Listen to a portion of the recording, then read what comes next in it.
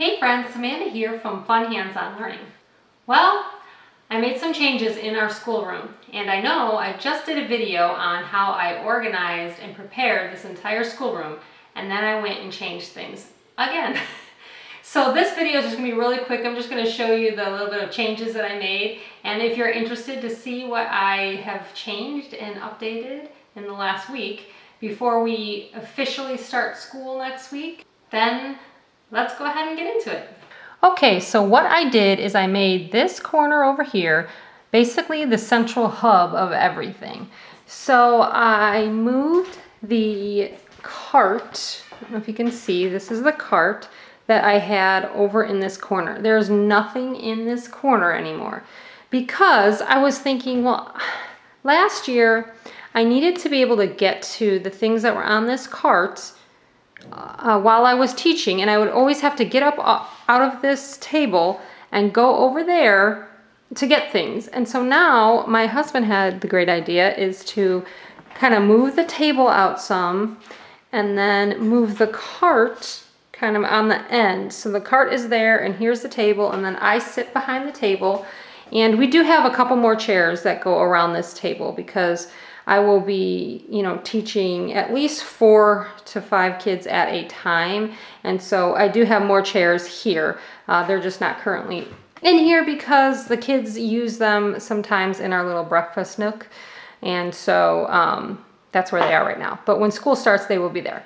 Anyway, so what I did is I had 2 command strips over here with some posters, and I moved the one over here, so that's where our blend ladder is. I moved that one over here underneath our calendar, and then I moved the other one over here. Now I used to have, I think it was a map poster hooked to it, and I can still hook anything I want to it because it's just, you can take this on and off, so I can just hook things however I want. But for now, I put this little chalkboard here because in September, when we start school, the month of September, I'm going to do fall and farm type activities with the kids, okay? I'm going to try to theme it around fall and farm. There will be other things that we do, but for most part, it'll be fall and farm. And so we're going to be starting out reviewing our short vowels with my kids that are K1, my kindergarten first grader, and my preschooler will get in on that as well. And then I also have another child who would technically be 2nd grade, but he has mild autism, and so he kind of fits in with these kids too. So he'll be doing some of this, and some of things he does on his own as well. That's separate. So, but anyways, so with those 4 kids, we're going to be reviewing our short vowels, and we're going to be talking about these are farm animals, and in each of their names has the specific short vowel. So we'll be doing that. And then I kept the books over here, I think the same. I might have changed a little bit, but this shelf is all my fall books. And then this shelf up here are all the farm themed books, since we're going to be doing farm and fall. And then up top, I did have a couple more farm books that wouldn't fit on this shelf. So I did actually move a couple things around and I put them there. And then I still have a few of our Little House on the Prairie books there. And then I took down the first book in the series, which is Little House in the Big Woods. And it is in our basket. So let me get you down here. These posters stayed the same. So we have our 100 chart, and then we have all of our phonics flip charts. These you can get off my website. I'll leave a link below to them if you're interested. But then down below, behind me, is where I put our basket of all sorts of things that I need to be able to get to. And in here, this is where I have some like read alouds, and then I have teacher manuals. And I have our clipboards that my young kids use, and I have, this is the interactive learning binder. You can get this off my website too. I don't need James's name in there, but we use it for calendar, months of the year, seasons. You can, take them off and change them. So when we do calendar every morning, I pull this out. It also you can review our numbers, we can review our alphabet, shapes, things like that. So that's in here. I also have just a ton of stuff in here. What else do I have? I have our Learn to Read Level Fluency and Learn to Read Level Fluency Beyond and Learn Math Level Proficiency. These are all of my song lyric books because we do songs in the morning. And I have a clock in here to practice time in the morning. I have some pointers, just all sorts of different things. These books over here are read alouds that I want to do with my older kids. So yeah, I have that. I have a few posters back here in this section here. This is all behind my chair. So let me scoot back and just kind of give you a view again so you can see where I'm at. Okay, so this is the U-shaped table. This is like a little opening that we left so I can get in and out. And then here's where I would sit. This is that book that should be in the basket, just so you know. But anyways, so now when I'm sitting here at the table teaching, I will have access to all of this. And I did change a few things and moved a few things around. This is the Easel, I guess you could say. It's actually called a book. What is it called? Oh man, I'm going blank. I have a link to it in my Amazon affiliate store. I think it's a stand, a book stand. That's what it's called, I believe. And on here, I just put some charts that we will be using at the beginning of the year. We will be reviewing coins. So I have that chart. These are from my Early Learners Math curriculum, by the way.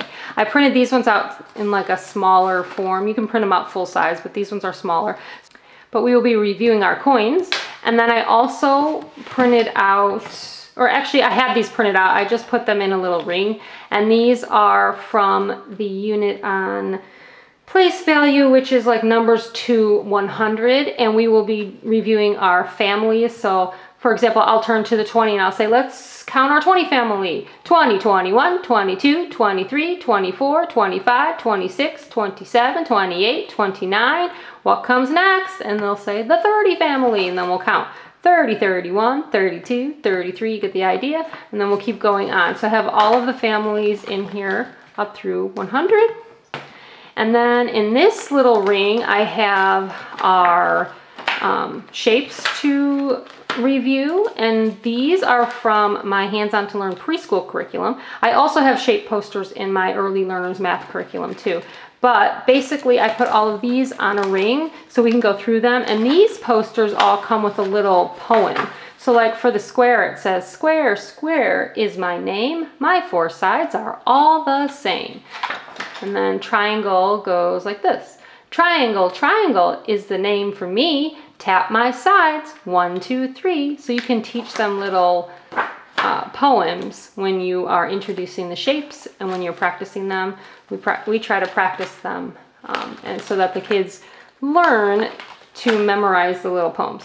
Okay, and then I also have our color ones in here. My older kids really don't need this, and even my 3-year-old does know his colors, but we do like to review things at the beginning of the year. So I thought we'd review colors with my 3-year-old at the beginning of the year, and we could actually practice spelling them out, because that's always good. You want them to be able to spell color names. So these are from, did I tell you that already? These are from my Hands-On to Learn preschool curriculum.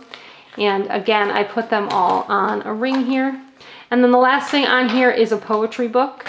And so we will be, I have marked here some fall and like fall themed poems in here that we will be reading through. So that's what's on my book stand currently, but I change it. I mean, every day I put different things on here, and it's great because I can just set it on the table with us, and we can, you know, I can put anything I want on here and it holds it up for me. So I really like that when I'm working with the kids.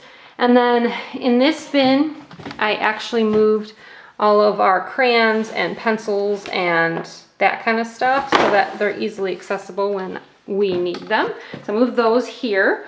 And then in this bin, I won't take the whole thing out, but it is all of our fine motor type things. So little chalkboards for learning how to write and that kind of stuff. So this box is just all for fine motor. So when we're doing handwriting, I can pull that out.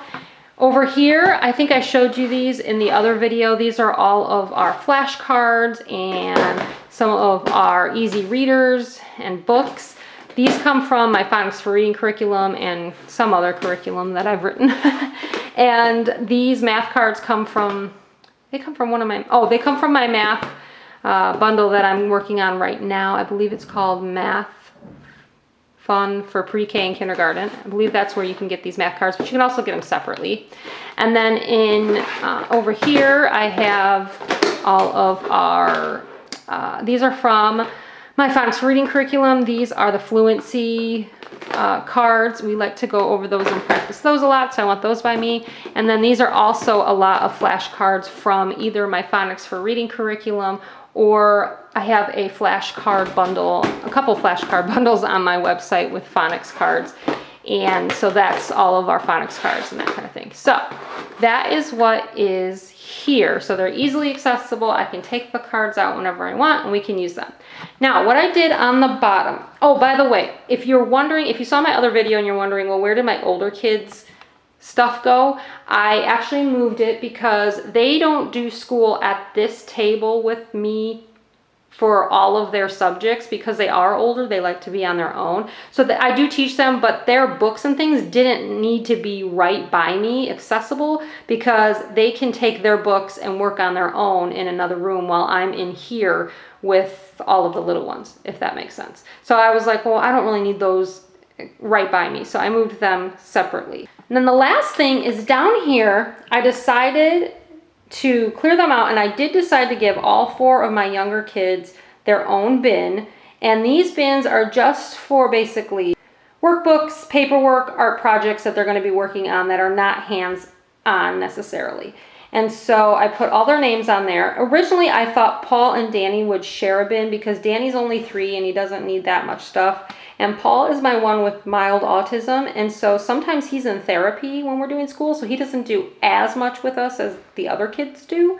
But when he's not in therapy, he does. And so I thought, well, you know what? Yeah, I do want him to have his own bin. So, because I do need a place to put like his work and that kind of stuff. So I decided to make him his own bin too. So I have Seth and Peter. They are my K1 kids. And then Danny is 3, so he's doing preschool. And then Paul, like I said, he's doing the K1 stuff with Seth and Peter. He can also do preschool stuff with Danny. He's kind of all over the place because he's got the mild autism. So he does also do special therapy that's specifically geared towards his goals. And so there are other things that I do with him as well, but he does also do fun activities with the other 3. So I don't really know what to say, what grade he's in, but his age is 6. So technically, actually, he would be first grade-ish. So anyways, that's him. So those are the 4 kids that I have here that I work with in this corner. Okay, that I think is it. I didn't really change anything else. This side stayed the same. The cabinets still have all the same stuff in them. Just this corner now is empty. And this corner now is the hub for where we are doing school. So those are my changes. I don't know what you guys think, but I think it's going to be much more helpful for me that I don't have to get up and get to things, and it won't be as hard. So that's how I have it set up for now. There's our schoolroom. Thank you so much for watching, friends. And as always, happy learning. Bye.